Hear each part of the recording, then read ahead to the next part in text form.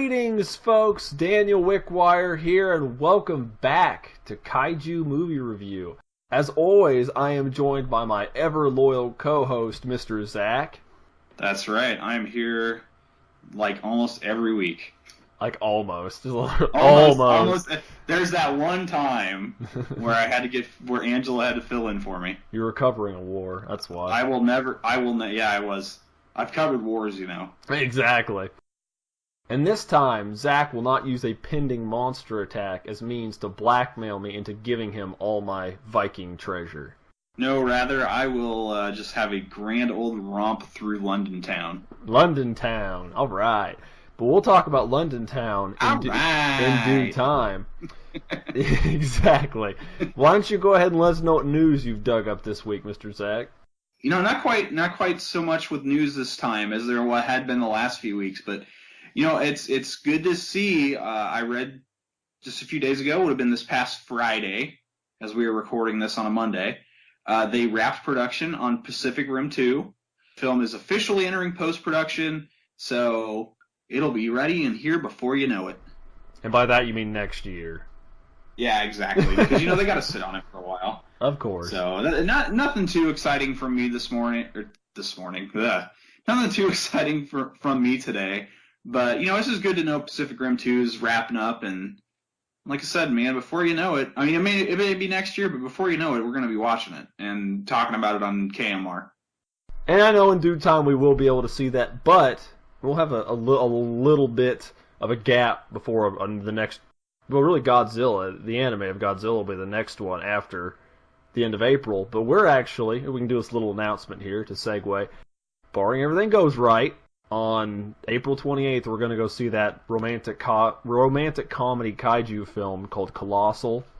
I made a post on the Facebook page and Twitter, so me and Angela will be going to see that. They're having a show in Asheville, and they're having a show in Knoxville. We're going to go to one of the two, I think Knoxville, and I don't know if they're going to have any around you, though. Omaha is, I think, the closest place, if you want to go see it. There's a showing in Omaha. I'll try to go. I can't make any promises. I'm hoping, because it said on the page that they'd be updating it with more showings. I'm really hoping we get one here in town so I don't have to make the drive. Because it's either there or Kansas City, or those are the only two close to me. I wouldn't obligate yourself, man. I'm just going because it's an actual kaiju themed and it's not far away. It's a real limited screening anyway. So, 28th, we'll have some kind of coverage. Can't promise you a review.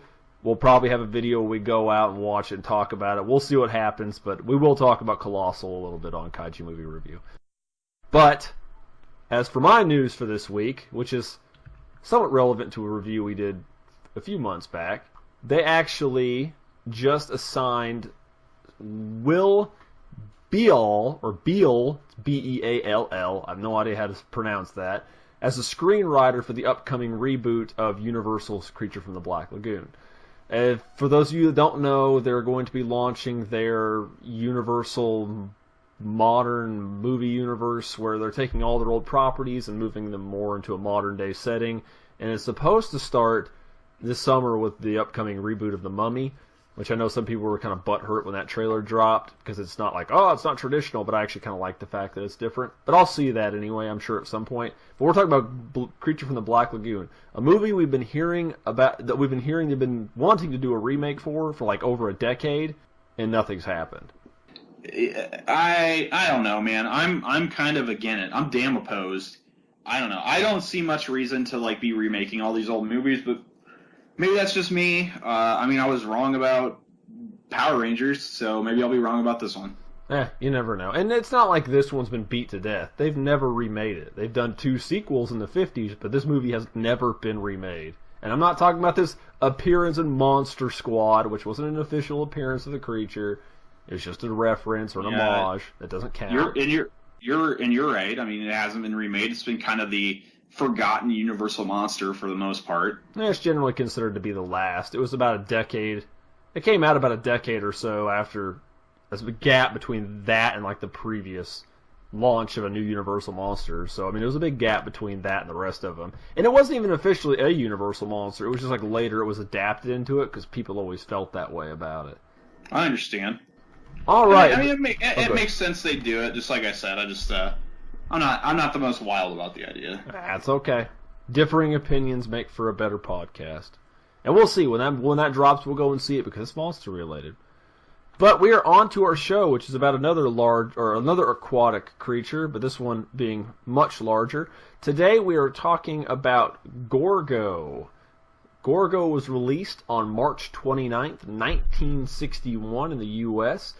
The runtime is an hour and 18 minutes. It was directed by Eugene Laurie, which I'd like to note. This gentleman also directed The Giant Behemoth 3 years earlier, and 5 years prior to that, Beast from 20,000 Fathoms. So he has a very good track record with these kind of monster movies, but it's actually the last movie he ever directed. It was written by Robert L. Richards and Daniel James. It's just two of the writers. There were a few more, but those are the big ones. And it is starring Bill Travers, William Sylvester, and Vincent Winter. The film opens up with a salvage vessel, the kind of boat that literally does as the name implies, salvages wrecks of old ships and planes from the bottom of the ocean for materials profiting, so on and so forth. Well, there's a sudden undersea seismic event involving a volcano coming from the water, and earthquakes, and crazy waves and stuff throwing the boat around, and it appears the boat is going to be sunk. Cut to the next day, we see the ship did make it to the storm, but it had to limp into a port on Nara Island, which is a small island located off the coast of Ireland. We're going to meet our two characters there, which are Captain Joe and his little sidekick, Mr. Sam.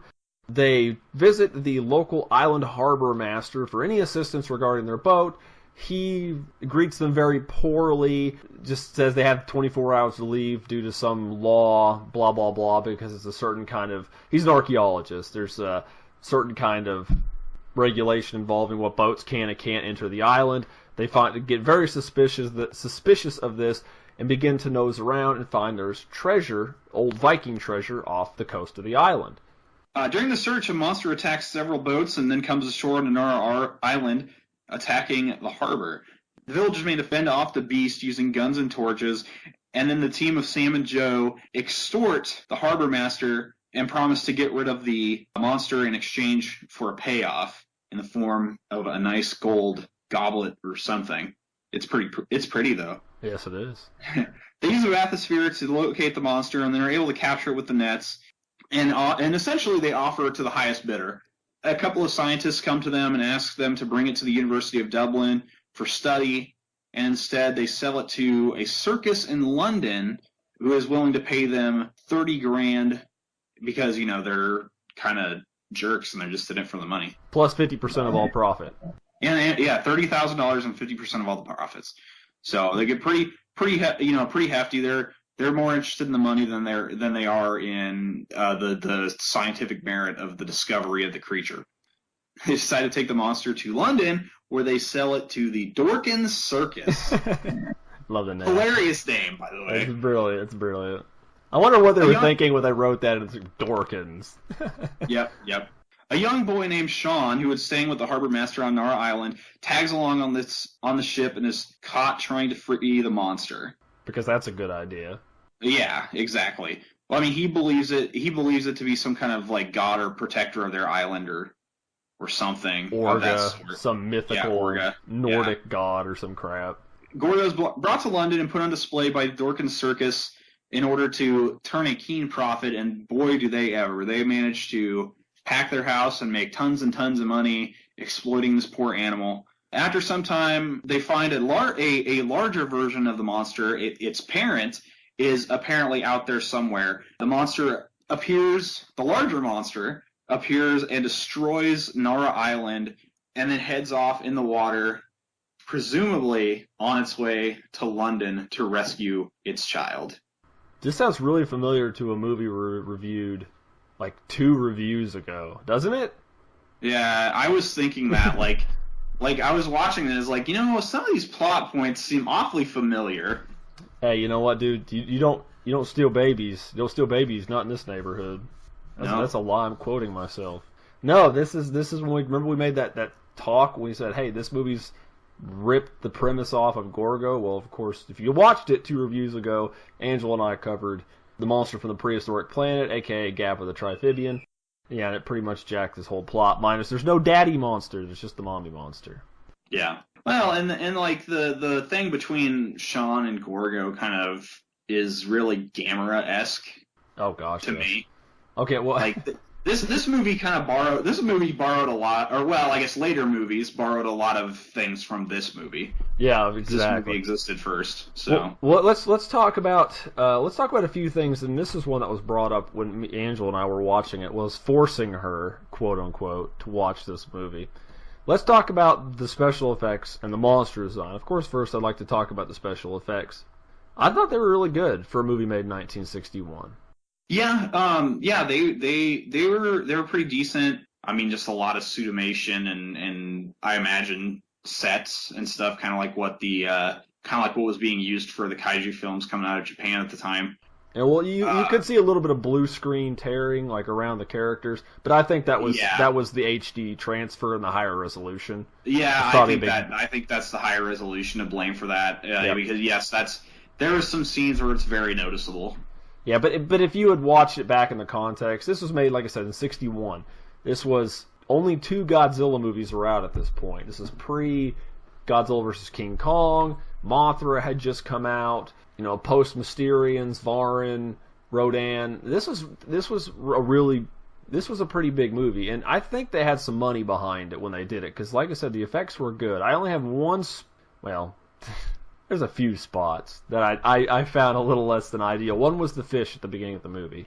Well, it was probably the biggest one I hated the most. Remember when they were boating up to the island? He's like, well, that's a weird looking fish, and it was like clearly it just looked awful. The other one was when they're stuck on the island and they find the dead diver in the water, and they're like, he saw something that scared him to death. Oh god, that was just bad. That was just terrible writing. But it was so dumb. Yeah, I agree. It was awful. That was like, what? It's the 60s, whatever, early 60s. The seizure flashes when the shells hit Gorgo. Oh yeah. I forgot about that when I watched the movie. I'm like, gosh, that's just distracting. Yeah, that didn't really bother my eyes or anything. I just kind of sat there and was like, I guess. I guess it was distracting to me. It's all right. Well, I mean, I don't know. Maybe it's a difference in our televisions. I don't know. That could be. I don't know. I thought the suits were good though. Yeah, I like the suits. It was more noticeable earlier on. There was a noticeable like quality difference between the suits. I noticed early in the film, like between shots, like when Gorgo first popped its head out of the water, the baby one. Yeah. And you saw like just the head close up, and then you saw the whole thing for the first time. Like there was like a notable difference in quality between the two versions. I think they kind of half-weighed a little bit on the baby suit, because I know the big suit's just the same suit, but they modified it more to make it look more mature. I don't know what term to use there, but I know what you mean. The suit for the adult looked a lot better.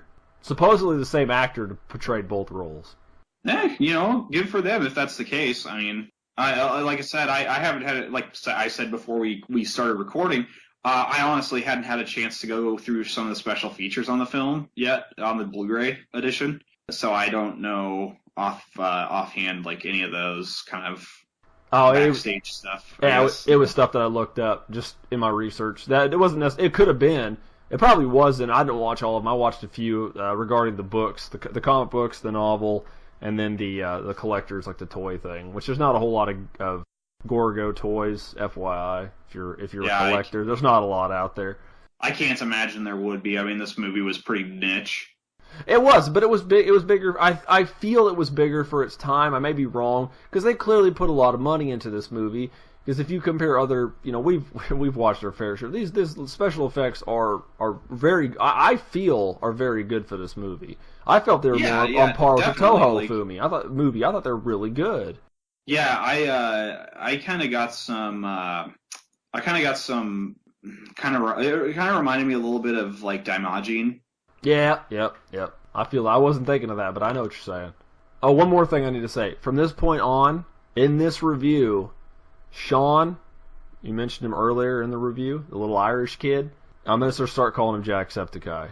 So that's just his name from now on. So if we mention Sean, we're just talking about Jacksepticeye. Okay. That sounds good. Okay. Fair enough. Okay. So first, before we finish our closing statement, because we could probably, we're not to that point, but I have some more I want to say about that aspect of the film past the special effects. One thing is wow. Gorgo does not shoot projectiles. If you're looking for that, you're not getting it. Gorgo has no ranged attack whatsoever, and it's got really big fist hands. You see how big its fists are? It's like, it's pretty big. It's a big monster. Like, I mean, this is like as tall as Big Ben, man. Well, I mean, it's cool. It's like their version of Godzilla, but I thought it was kind of neat how they did it. And I get why its hands are big. I guess because you would assume because it's aquatic, it uses it to swim. But the only thing it's missing is like the webbing between its hands to help it swim more. But whatever. It looks good. It's kind of a shame too, because the movie almost felt like it ended kind of open. It was like ended like kind of had an open ending. Oh yeah. But like a sequel or nothing ever really came of it. And there was one pseudo sequel, like not really a pseudo sequel, but kind of a follow up, like 40-some years later. Waiting for Gamera. It was kind of a small time independent project that kind of made fun at poke fun at some things or something. From what I was reading, it said something. It was kind of like a group waiting for Gorgo to attack again. I keep saying Gamera, waiting for Gorgo to attack again, and it was done in 2010 or 2011, something like that. I've been meaning to find it and watch it. Silly. Whatever. I might check it out just for the sake of watching something that has Gorgo's name in it, since he hasn't had a movie since '61. So, why not? Yeah, that's true. So, what did you manage to find as far as availability for this film on eBay, on the eBay? As far as pricing and availability goes, the film is pretty common. In terms of pricing on eBay, you can get old VHS copies for under $5. You can get DVD copies for under 10. The Blu-ray copies on eBay go for around 20. I would recommend going elsewhere for your DVD or Blu-ray copies, because I just bought my Blu-ray copy last week and I got it for less than 20. So you go to honestly, I bought mine at Best Buy and I paid $14.99 for it. So that's what that's the route I would go. I mean, I wouldn't even bother with eBay unless you want the DVD or the VHS, because they are cheaper. Well, mine was a little bit different than yours, surprisingly. I thought yours might be a stronger deal. I couldn't find VHS copies. They just weren't out there on Amazon anyway. DVDs were $14 and Blu-rays were like $13. So again, it's cheaper to buy the Blu-ray. Yeah, exactly. I know. And Zach, it's whatever. If you have a Best Buy near you, go get it there. You don't have to wait. Spend an extra $1 or something, and you don't have to wait. You can just get it right now. And if you don't care to wait, or you got Amazon Prime, so you get free shipping, buy from Amazon. Whatever you want to do. Somebody else might have it cheaper, but it's a really good Blu-ray. It's got a lot of special features. They did a really good restoration.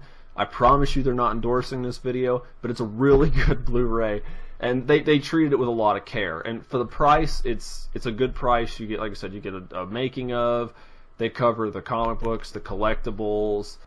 They actually if you watch the comic book section, you can read the whole first movie in comic form, and they go slow enough for you to read all the text boxes. Go all through it. So you can actually read a certain portion of it. And they did but they did a lot more Gorgo comics after that, which is something I want to talk about later. It is worth mentioning though how the Blu-ray is not a combo pack. It is just a Blu-ray disc. Yes, that's something we should mention too in the future, so people know. But yes, Blu-ray, you either get the DVD or the Blu-ray, so you don't get them together. Which I noticed a lot of the movies, a lot of like these style movies, like kaiju movies, except for like Gojira or brand new stuff, is usually just packaged solo. You either get one or the other. Yep. It's more. And I mean, typically they're a lot cheaper too. I mean, look at the Gamera collections. You can get those for next to nothing at this point. Exactly. And I mean, it's more budget minded, and these smaller companies or big companies tend to release movies like this, and they don't want to invest a lot by making it a double pack unless it's got a really big fan following. They're not going to do crap like that. Even Godzilla doesn't usually get that treatment. So. But anyway, let's. What do you think? We'll do closing statements and recommendations. What do you think of this movie, Zach? And do you recommend it? Well, I'll start by mentioning I hadn't seen this movie in over 20 years. Like, legit, the last time I saw this thing was on VHS, like when Dan and I were kids. And honestly, back in the day, I don't remember liking it that much. I enjoy it a lot more now. It's a little slow at the beginning, but once they capture Gorgo and take him to London, the movie really picks up. So yeah, I mean, I enjoyed it a lot better than I did when I was younger, and I would say it's definitely recommended, especially with as cheap as you can pick it up. It's definitely worth a watch if you've never seen it. I mean, if you're a fan of Godzilla movies, I mean, I would say watch it. It's worth it. And one thing we should note is it's got something in it that you approve of. Surprisingly for this film, I kept thinking it did. There are no female love interests in this show. Yeah, exactly. There is, I mean, really, there's no female characters at all, except for like a couple reporters when they first take Gorgo to the circus. Yep, it's a total sausage fest. Yeah, the whole movie. But I mean, honestly, that's you know, jokes aside, that's an odd setup for a film like this. Most of these movies, as you know, you've seen the ones we've covered in the past, always had a woman in the lead somewhere to lay sexism upon and to be a female love interest, and that's it. Yeah, exactly. Look at Attack of the Carb Monsters. Exactly. Or any of this stuff. We talked about the Creature from the Black Lagoon earlier, you know, when we did Return of the Creature not long ago. Any of that. Or Earth versus the Giant Spider. It's whatever. I mean, but that is a point that wasn't in the film. But I actually will mirror a lot of what Zach said. It has been a while since I've watched this movie, but I bought the Blu-ray a long time ago and bought it when it first came, or watched it when it first came out a couple years ago, 2 years ago, I think. Maybe it was last year sometime. It was for Gorgo's anniversary. It would have been his 61. It would have been his 55th anniversary. Yep. I think it came out last year. Yeah. Came out for his 55th anniversary. But even between then and now, I appreciated the movie more. The main characters are essentially assholes until the later half of the movie, where Sam, the nicer of the two assholes, actually takes care of Jacksepticeye. Hey now, watch how much of those swears you're using there. I know. I won't go too far out of hand. I just get excited. Most of the characters aren't bad, but the only memorable ones are literally the three we mentioned. There's more in the movie, but they don't ever amount to anything. The effects cool. It was a little bit of a different premise in 1961 with the little kid, the younger monster being kidnapped, and then the bigger monster, which was way bigger, like literally 4 times the size. A lot of the set pieces were cool. I really like the Gorgo design. I appreciate it more. I'd love to see Gorgo again, but I would never hold my breath for it to happen again. Yeah, I don't. You know, if you want to see it, there was a filler episode of Dragon Ball Z during the Great Saiyaman stuff that ripped off this movie like beat for beat. Did it really? Yeah, there was the one where the little pterodactyl thing that Gohan or that Goten would play with was kidnapped by this guy and exploited at the circus in Satan City, and his parents came and attacked Satan City, and Gohan had to free the baby to get them to stop attacking the city. Okay, so were they ripping off this movie, or were they ripping off Gappa the Triphibian? Probably both. Well, technically. There was two parents. So it'd be like Gappa, but then Gappa inherently jacked the storyline from this show. Yeah, exactly. But that's been used a lot. So, I mean, to be honest, that trope, not a lot, but that trope's been used quite a few times in the past. So. You watch the Dragon Ball Z episode if you want to see Super Saiyans mixed in with your giant monsters. Wasn't it the same in, the 13th Dragon Ball movie, the Super Dragon Fist? Because there was the big monster thing. Yeah, Eldegarn or whatever the hell its name was. Eldegarn, yeah. I was gonna say I was like I can't remember his name. I fought him in the 3DS game I just played, but I don't remember his name. Yeah, it wasn't worth remembering. That was kind of a weak movie from what I remember. It's been a while since I've seen it, or if I have seen it, I don't remember. But it didn't look very interesting. Anyway, yes, the elements with Jacksepticeye and the giant monster were really weak. I didn't like them. I mean, I know what they were trying to do to appeal to a younger audience. Like, hey, there's a kid in it. Bring your kid to it and watch the movie. Make money for us. But it's just... It's essentially... They said it right in the movie. The stuff with Gorgo when they were exploiting him at the circus. Like, bring your kids. Looks like you're... Is he as ugly as your husband, lady? I don't know. Pay a ticket, come inside and find it out. Or something like that.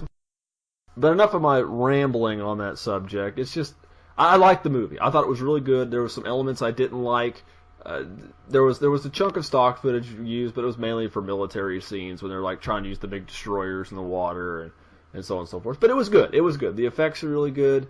Pacing was a little slow. For an hour and 18-minute long film, it felt a lot longer than that. I've watched a lot of these films, and sometimes they blow by, and this was an instance that, it did not. Of course, I did not like it very much when I was little. I appreciate it way more now, and I actually really enjoy the film now.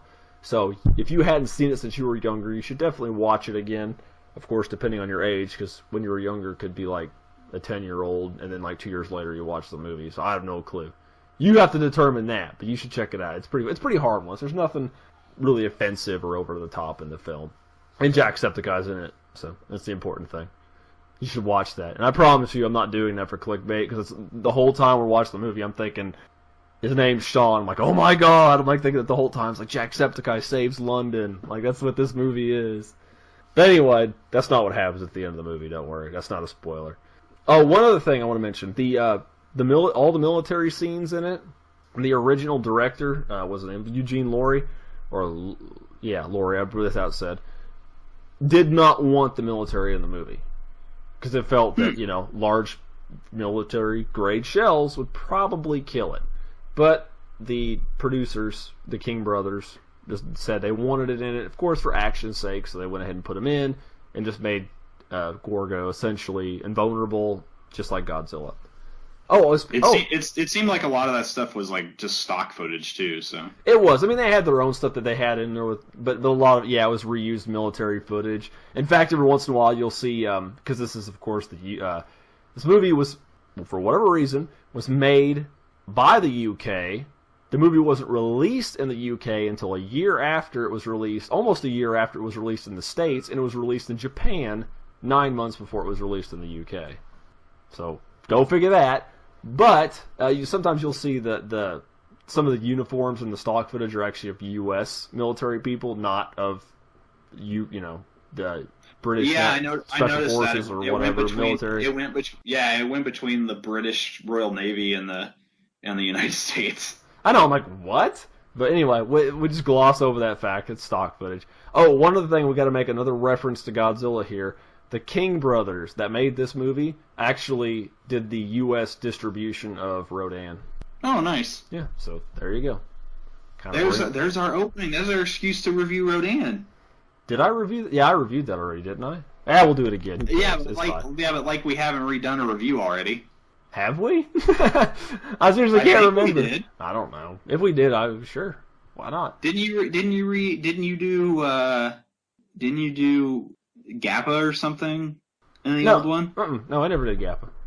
I thought I had done Gorgo already until I went back and checked before we watched it yesterday. I'm like, I was thinking that or Gahara. You did one of them already. Gahara, I did a video on pushing products when I used to help show a video, and then Stephanie actually did the review on the channel. But I've not re-reviewed anything yet, but we are definitely open to doing that. But that being said, we've just re-reviewed the Kaiju Quickies. Yeah, we probably reviewed at least one of them for sure. We'll get more, I'm sure, in due time. Heck, we'll re-review old KMR episodes because some of them really need it. Probably won't redo Vorin. That one people still watch for whatever reason. It's got the most views out of any other video I've ever done, and everybody likes that for some reason. So I'm glad you do, but cool. It's just an old video that I did 8 years ago. Anyway, well, we're done. We've concluded that we both approve of Gorgo. You should definitely see it and get the Blu-ray while it's still inexpensive, and since it's such a good quality Blu-ray. But that being said, Zach, get it while it's still in print. Get it while it's still in print. Go ahead, if you would like, Zach, if you want to lead us out the door with your shout-outs.